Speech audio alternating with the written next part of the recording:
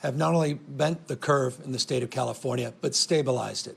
We have made real progress in this state over the course of the last number of weeks. And that's why I want to just confront the topic that is top of mind. And those are the images we saw over the weekend, the images down in Orange County and Ventura County on our beaches. Those images are an example of what not to see, people, what not to do, if we're going to make the meaningful progress that we've made in the last few weeks extend into the next number of weeks. The reality is we are just a few weeks away, not months away, from making measurable and meaningful changes to our stay-at-home order. That is a very optimistic point to emphasize. However, that's driven by data. It's driven by behavior. And as we change our behavior, we can impact the science, the health, and the data. This virus doesn't take the weekends off. This virus doesn't go home because it's a beautiful sunny day around our coasts. The likelihood of having a virus-free world is not realistic in the next number of months. We'll look forward to that day as herd immunity comes into effect and we have a vaccine that we can distribute and make available to hundreds of millions of people across this country, billions around the rest of the globe. Until then, we have to manage it. We have to manage risks. We have to manage and augment our behavior. And that's why I cannot impress upon you more to those Californians watching that we can't see the images like we saw, particularly on Saturday in Newport Beach and elsewhere in the state of California. Look, I'm not naive. The overwhelming majority of our coastline was appropriately advanced, meaning the stay-at-home orders were advanced, the physical distancing, the social distancing on those beaches was appropriate. You didn't see those images in LA beaches and San Diego beaches and Northern California around San Mateo County, up further north towards Eureka, because we had strong guidelines that were not only adopted, but were abided by. And we had local partners that supported those efforts and helped create the conditions on those hard park closures that allowed people to continue to conduct themselves appropriately. Unfortunately, there were these exceptions on Saturday in particular, a little less so on Sunday, and we've got to confront that. And I'm encouraged. I want to acknowledge that Newport Beach. I want to acknowledge their city council. I want to acknowledge the County Board of Supervisors in Orange County. I'm told they are looking to consider some augmentations and some more deliberative engagement to address the conditions and those concerns that were highlighted over the course of the weekend. But I want folks to know this as well. We're doing the same at the state level. The California Highway Patrol with our State Parks Patrol with other partners, and we will avail ourselves to more aggressive enforcement of the stay-at-home order, of the social distancing, of the guidelines and procedures that we expect to be followed all across the state of California. I deeply respect localism. I deeply respect local decision-making. I deeply respect the work that elected officials do all up and down this state of all political stripes. And I recognize your anxiety, and I recognize the pressures. As a former county supervisor, as a former mayor, I understand those local pressures intimately. And I deeply understand the broader public's sentiment about their need to get some clarity, get some confidence that we'll go back to whatever modified sense of normalcy that we hope to see, that we'll see that advanced sooner than later. But I cannot impress upon people more. The only thing that will set us back is our behavior. The only thing that will set us back is people stopping to practice physical distancing and appropriate social distancing. That's the only thing that's going to slow down our ability to reopen this economy, our ability to adapt and modify this stay-at-home order. As I said, weeks, not months. If the data continues to be as stable as it has been over the course of the last few weeks, the only thing that can stop that is more images, again, like we saw over this weekend. So I'm looking forward to working with those local government agencies, working much more aggressively on the enforcement side, and continue to believe that we have remarkable capacity in the state to stabilize this curve and make the kind of modifications that all of us are eager to make. Again, none more eager than I am. And I just want to extend to that point. Tomorrow, we will be laying out more detail. Last week, on Wednesday, we laid out details on one of our 6 indicators. That was on the issues of testing, on tracing, on tracking, on social isolation that is done with an economic justice framework and the issues around quarantine. Tomorrow, we're going to break down the number 5 indicator, which goes to our business environment, goes to schools and child care facilities and the like. And again, the hope and expectation is that we'll be in a position in a number of weeks to make meaningful modifications. But again, the data will guide that. The indicators will guide that.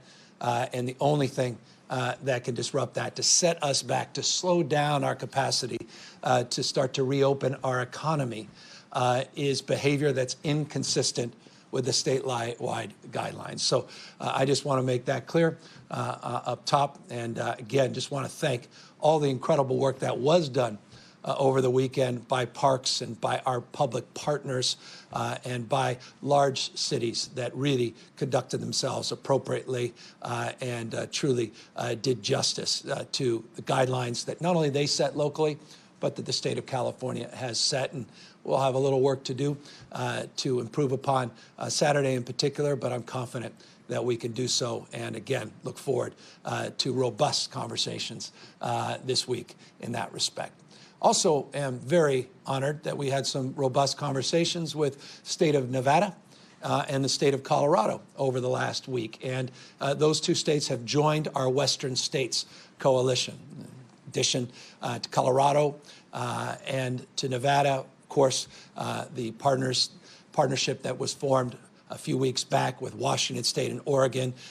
This now allows all 5 states to begin to work even more closely and more collaboratively. I must say it is a wonderful thing when chiefs of staff, all the governors get on the phone and are comparing and contrasting best practices in real time, are sharing data, sharing information.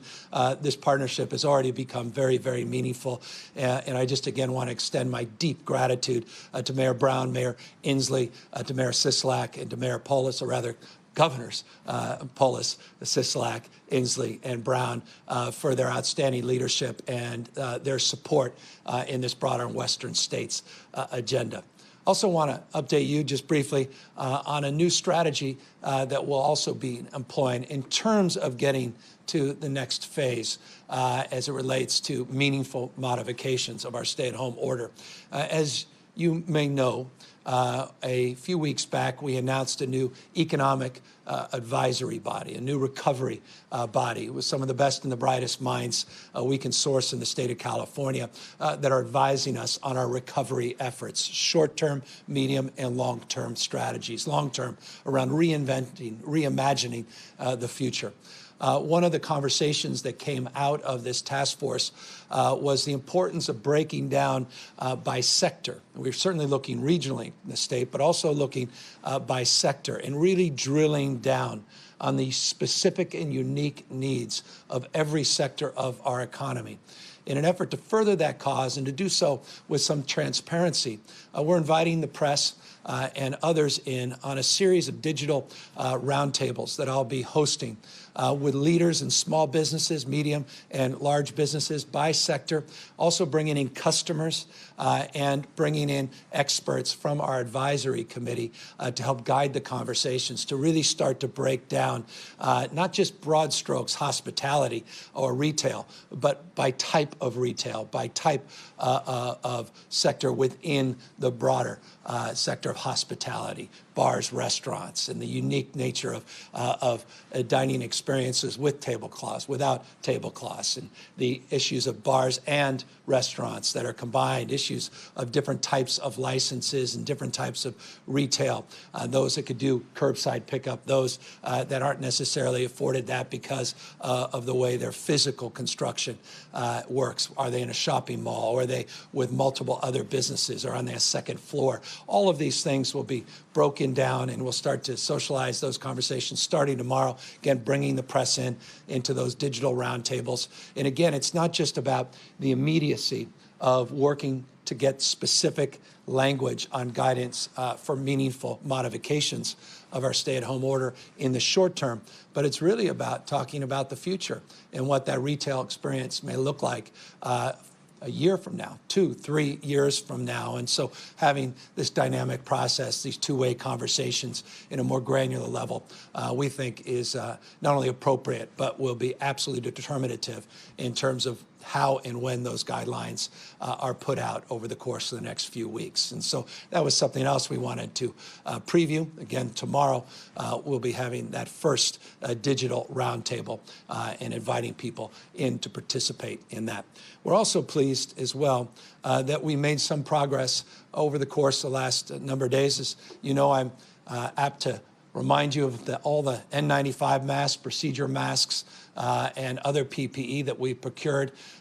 We have distributed some 43.7 million N95 masks to date in the state of California. We have also distributed roughly 3 million procedural masks, or rather 4 million, procedural masks.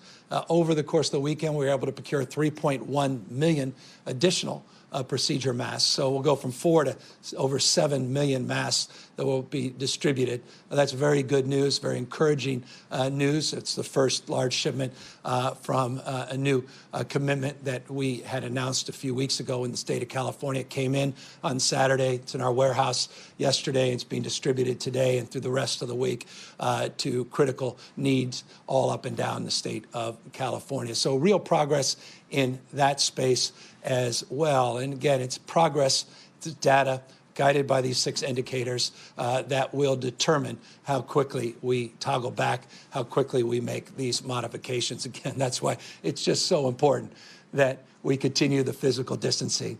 We appropriate ourselves in public by putting on face coverings when we are in contact or proximate to other people, and make sure that we continue to advance our stay-at-home orders.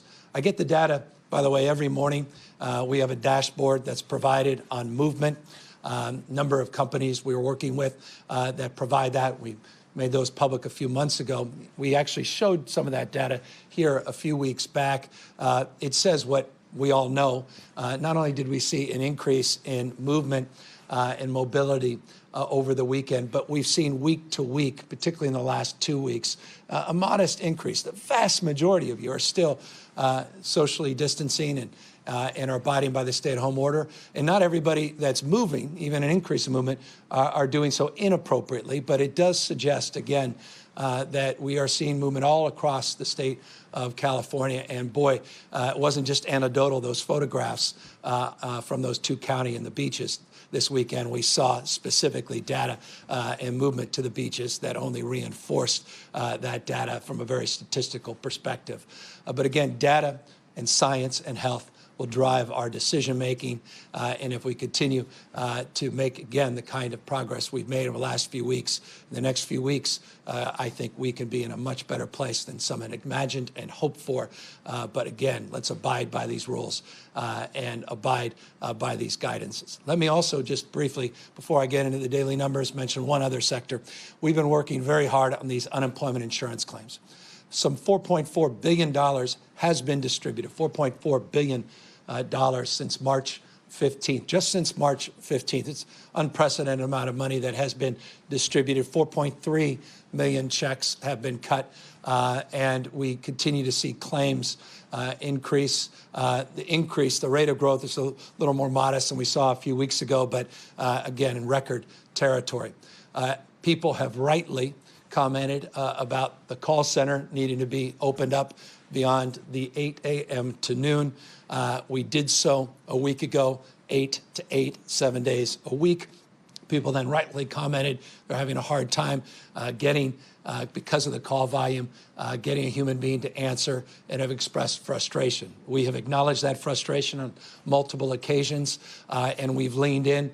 We announced 1,340 people have been redeployed to help support our unemployment insurance claim process, including supporting the call center, just for the purposes of additional information and advancing that conversation further. We added 600 additional people to that task in the last few days.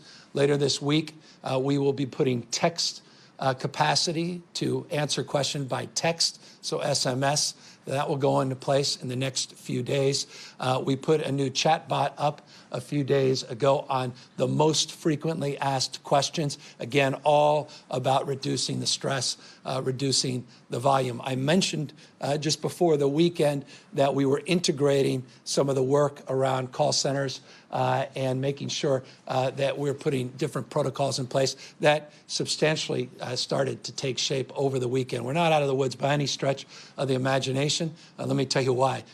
Just last week, 15 million calls came in to that call center, 15 million.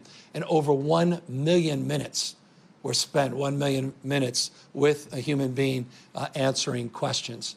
So one of the things we recognize we need to do is reduce that call volume.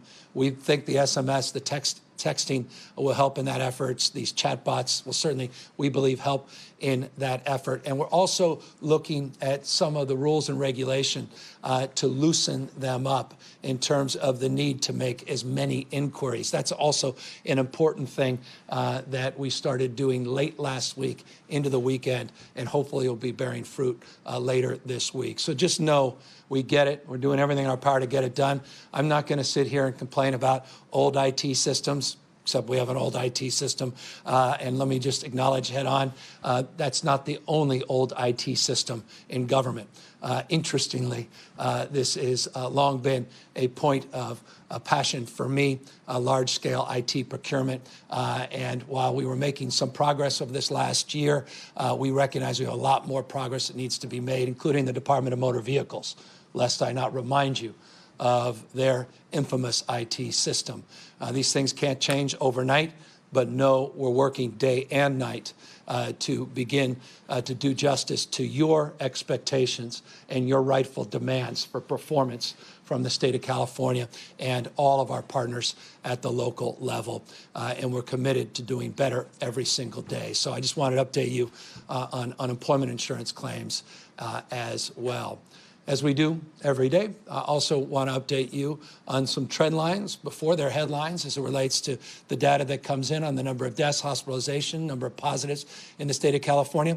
Over the weekend, we started to see a modest decline from that peak last week in the number of lives lost. Over the last 24 hours, 45 lives lost. Tragic. Again, human beings, not just numbers, not just a statistic. But encouraging sign nonetheless over the course of the last number of days from that peak into last week. We'll see where it goes in the next few days. Always a point of caution, lagging indicator, but that number down from over 100 just a number of days ago. We did see 1,300 new individuals test positive for COVID-19, but we're also seeing substantial improvement in our total testing. Now over 553,000 tests have been performed in the state of California. We're starting to hit those benchmarks that we laid out to you in terms of substantially increasing our testing. I should just note we're also seeing those benchmarks of commitments I made last week on those 80 new testing sites from OptumServe, first one up there now in Humboldt, focusing on rural Californians, others going out in real time today and through the next week. Also, Verily, the partnership with Verily, we talked about a number of weeks ago with Google. They're also focusing on places like East LA, inner city California, not just in the rural parts of the state. So not only are we increasing the numbers of tests, I just want to make sure people understand where we are testing is becoming more appropriate to the needs of 40 million Californians. And so we're trying to meet people where they are as opposed to demanding they meet where we are. Again, a lot of progress in that place, and that progress will certainly help us with those green lights of indicators moving forward with these meaningful modifications of the stay-at-home order that all of us are looking forward to. So that's the number of positives, over 1,300 more in the last 24 hours. The number of hospitalizations, 1.4% increase. Again, we're seeing some stabilization, decrease, modest increase, decrease, modest increase in the number of people hospitalized. The number of people on ICUs basically flat from yesterday, just one individual more than in the last 24 hours in the ICUs. So again, stabilization, but let's keep it that way. That's why I began talking about the beaches. Why run that? I know, I'll say it again, that 90-yard dash. Who does that? And you're so close when you've been making so much progress. Let's just get through this thing together so that we can go so much farther, so much quicker. The worst thing we do is we start sort of rest on our laurels thinking somehow the virus has decided to take a break or go on vacation. Virus is as prevalent as it's ever been. It's as transmissible as it's ever been. Nothing's changed in that respect. The only thing that changed is our behavior for the better, and that mitigated the spread and has provided us the opportunity to build a foundation where we can then begin to make the modifications. And so, again, I just want to encourage people to continue in that spirit and advance in that space, 6 feet apart minimum, practicing social distancing, physical distancing, abiding by the stay-at-home, and we'll do our part to make adjustments and amendments when the data shows those green lights and the data provides us the indication that we can move there. Hope it's in the next few weeks. I believe it will be, but that's based on our behaviors in the next few weeks. So let's get there together, and let's get there in a much stronger way than we otherwise could. So that's broad strokes, the updates for the day. And I, again, want to just express great gratitude to all of you that continue to do everything you can to really meet the spirit that this moment requires. And that spirit includes all of you that have signed up for the CaliforniansForAll.ca.gov website to contribute your time, your passion, your expertise to volunteer. It is just a wonderful thing to see those numbers continue to grow and continue to expand in terms of every part of this state, people participating, contributing, supporting their neighbors, supporting one another at this incredibly important time. Let's also keep that spirit of contribution going as well. With that, happy to take questions. Jonathan Ayestas, KCRA News. Hi, Governor. Thank you for taking my question. Earlier, you had mentioned that you had possibly wanted to work with law enforcement agencies to be a little more aggressive with any enforcement. At least in our area, we haven't heard of any citations. Does this mean you're wanting to take a step more towards that, or is the goal still education about social distancing guidelines versus enforcement? Yeah, I appreciate it. No, the predominant focus is education. We did a lot of PSAs. We did paid media. I was very explicit last Thursday, a little bit on Friday about our concerns and the expectation, particularly in these two counties that had soft openings as opposed to hard closures. And it manifested as we were concerned, though I think because of the great work the state parks and their Parks Patrol and our partners at the local level did, it was mitigated. Look, there were thousands of contacts, particularly on Saturday, substantially less so on Sunday for a multitude of reasons. There were no citations or arrests. There were a few warnings scattered all throughout the state of California. I think that's a better approach. I don't want to be punitive.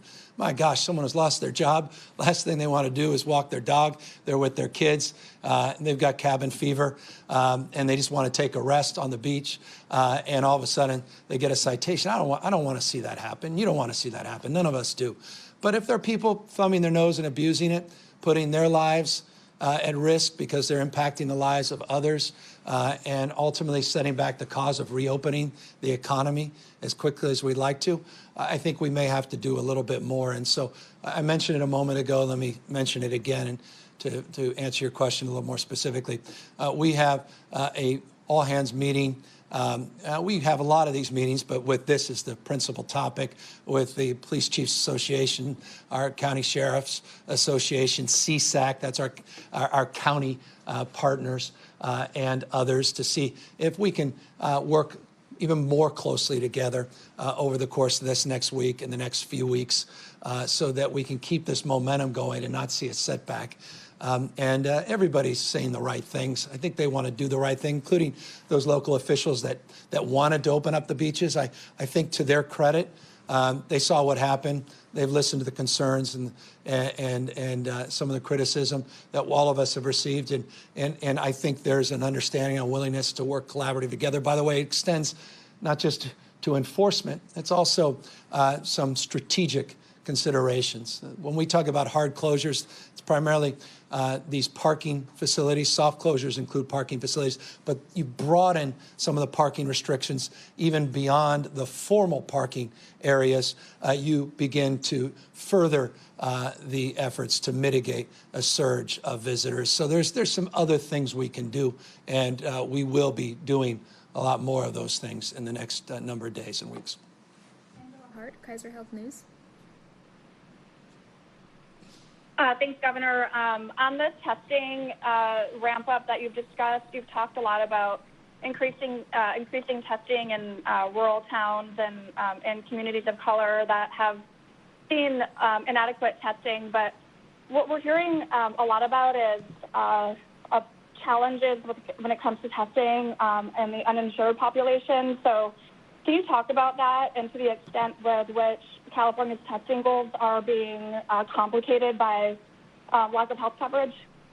Yeah, I have Dr. Galley here could talk more specifically about that. That absolutely should not be an impediment for a multitude of reasons that we have announced, regardless of your status in the state of California, for a multitude of reasons that should not be an issue. But Dr. Galley can fill in more specifically the blanks in terms of what those actions have been and why he feels confident that that's not an impediment.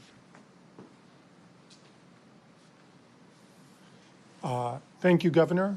We do continue to stand up sites across the state, targeting areas that haven't had enough testing, haven't had any testing in some areas.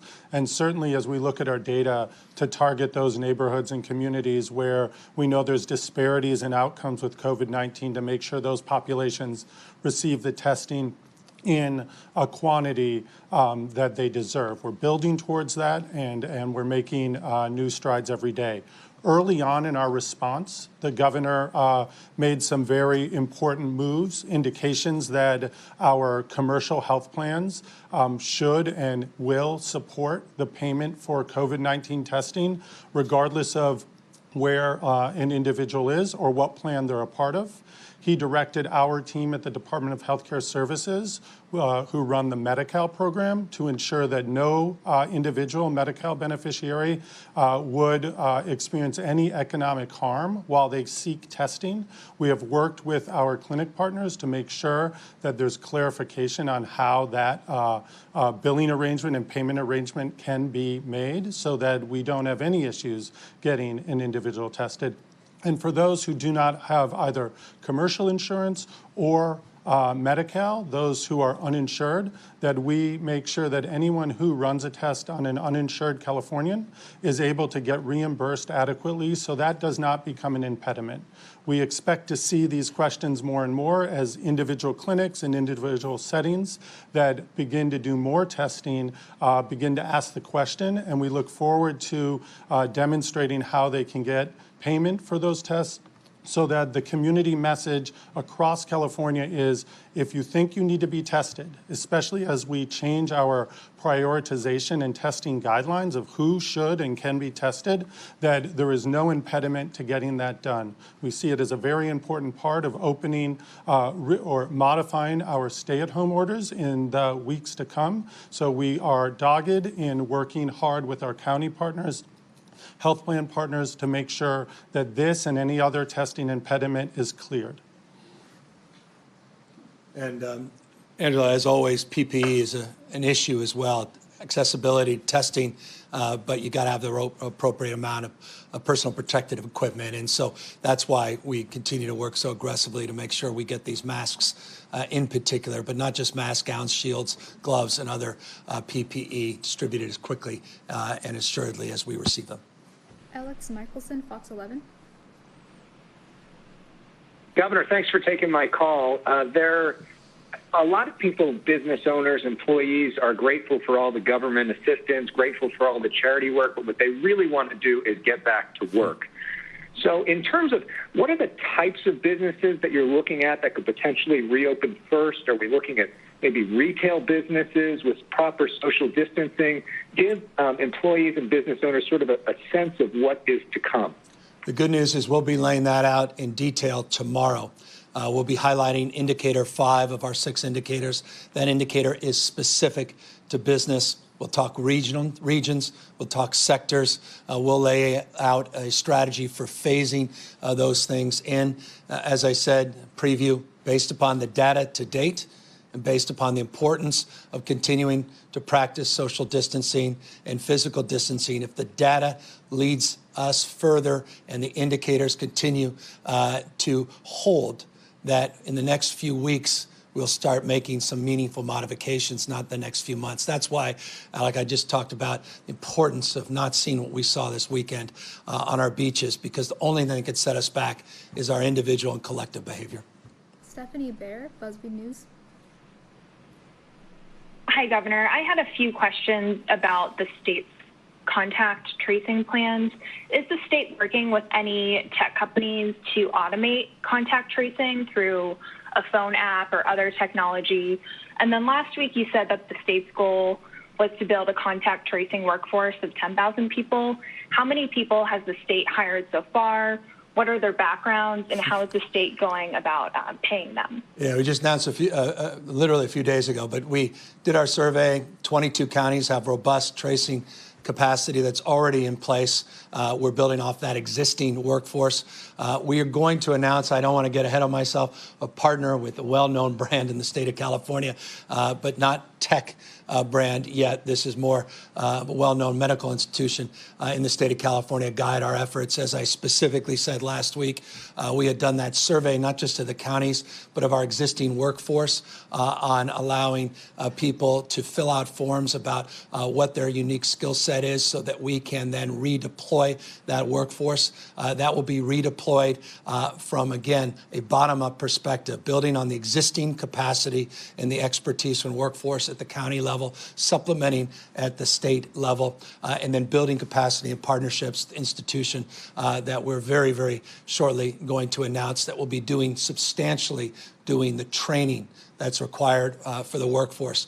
We're well on our way of meeting our internal goals, and over the next few weeks, you're going to see thousands and thousands of people well on our way to hit that 10,000 goal sooner than actually some of us had even anticipated when we made the announcement last week. And again, that's based upon the extraordinarily robust existing infrastructure that's in place. It may not be total numbers, but it's the quality of those local efforts that are consistent, by the way, even in this crisis. And this is important to remind people. We've been doing contact tracing for years and years and years, decades in the state of California. TB, measles. Substantively, you'll see a lot of work in this space on STDs, some gonorrhea outbreaks in the last number of years, HIV and AIDS brought to a whole nother level. And some counties are more enriched in this space than others. So we're building off that local expertise that already exists and then expanding it with this surge workforce based on the surveys that we had conducted a number of months back, probably almost 2 months ago, 7 or so weeks when this crisis first took shape, and we started those surveys. And then we'll augment those efforts through this online portal and training program that we're just about to announce. And I want to do it today, but I don't want to get ahead of myself. And so no, in the next day or two, we'll be even more specific, including the answer to your question on what the tech platform. We have multiple choices in this. I just want to make sure we don't pick one too soon and unnecessarily and lock ourselves in, but we are very close to having that platform set up as well. David Baker, Bloomberg News. Yes, hello, Governor. You had last week talked about how the federal government and President Trump in particular had promised the state 100,000 swabs, testing swabs last week, which then got ratcheted back a little bit to 90,000, and 250,000 this week. Did you indeed get the 90,000 last week? Are you assured that you will get the 250,000 coming up this week? And if so, are there any other testing bottlenecks out there in the different bottlenecks you described last week, like with reagents and things like that? Yeah, thank you. Oh, we received the 90,000, distributed 90,000. Nothing to believe. It's Monday. That this week we won't receive 260,000. They're promising to make up for the 10. But when that comes in, I'll let you know, and there's nothing to suggest it won't happen. We'll still need multiples of that, and so by no stretch of the imagination is that enough. Remember, it's not just the total number of tests. We want to continue to increase the number of times an individual is tested, including the types of tests, the serology tests, not just the traditional PCR tests. And therein lies answer to the second part of your question. Every week we tend to shut one concern down. There's another concern that rears its head. And so you're correct. It was for a while reagents, and then it was specifically RNA extraction kits, and then it was swabs and this last few weeks. But there's also transport media, which I mentioned in the survey of the 251 largest vendors that we have, including our private and public labs, our private partners and public labs that continue to be a problem. Remember, I said in that survey, 50 to 55%, the 251 largest testing providers said swabs was the number one issue. 50% said some of the testing kits, the transport media, the tubes were also a problem. So that continues to be a space where we're doing more and working, not just with our federal partners, but working to procure directly those specific supplies. But look, substantial progress is being made, but by no stretch of the imagination does everybody have ample supplies, including, again, PPE, which is critical in terms of making sure that these tests are conducted at an appropriate level. OptumServe, forgive me for being a little more long-winded, but I want to be precise. OptumServe and those 80 sites we announced last week, those are end-to-end tests, all locked in, all fully loaded in terms of supply and diagnostic capacity. And Verily has substantially made progress in the 6 additional sites that we announced last week in terms of their supply chain. So we're confident in those new announcements that supplies for the moment are ample. And I'll remind you the 1.5 million serology tests that Abbott has committed to and we have procured. Those are going to sites where the machines are already in place, and we're confident that those also are fully loaded commitments. Jeremy White, Politico. Hey, Governor, thanks for taking my question. I wanted to ask you about the 2 new states that joined the regional pact today, Nevada and Colorado, as you mentioned. The governor of Nevada noted how many visitors from other Western states come to visit Las Vegas, for example. I'm curious to know the regional framework you're contemplating with other governors.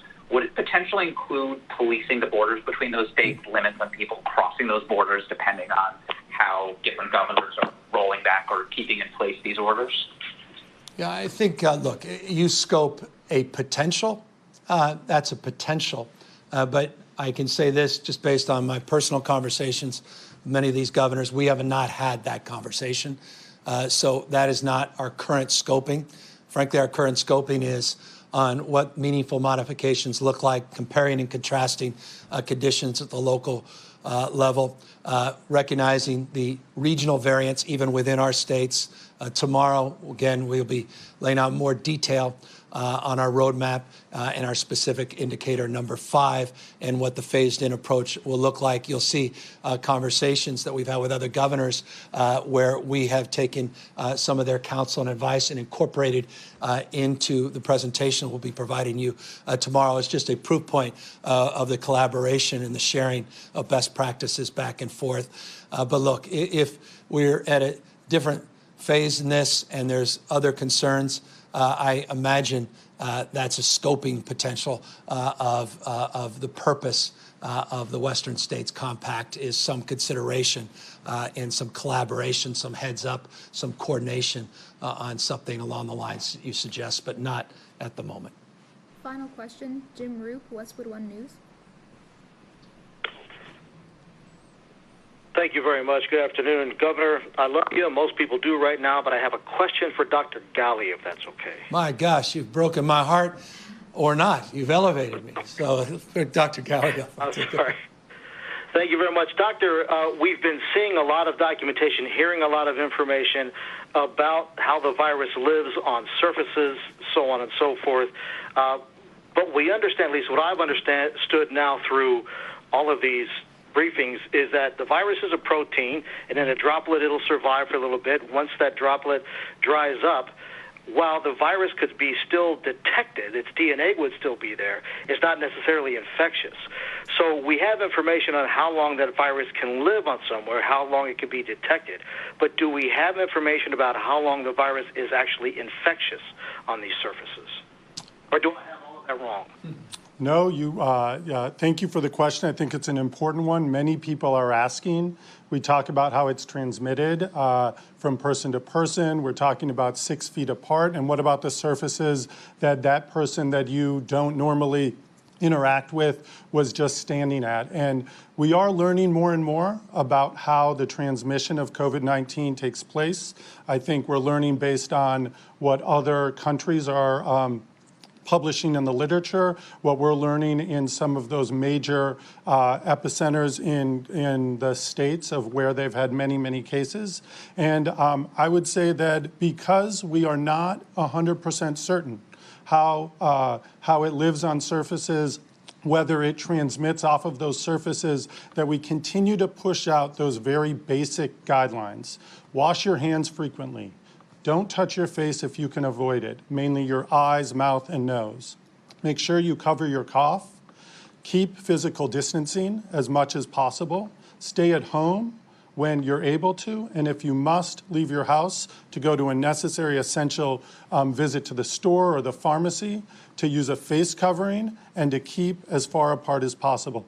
I think as we learn more and more, whether it's an hour on a surface, 6 hours on a surface, whether that transmits and is actually infective, transmissible, and can cause someone to contract COVID-19, we want to be abundantly cautious with all of our citizens around California and giving that consistent, strong guidance of what to do now.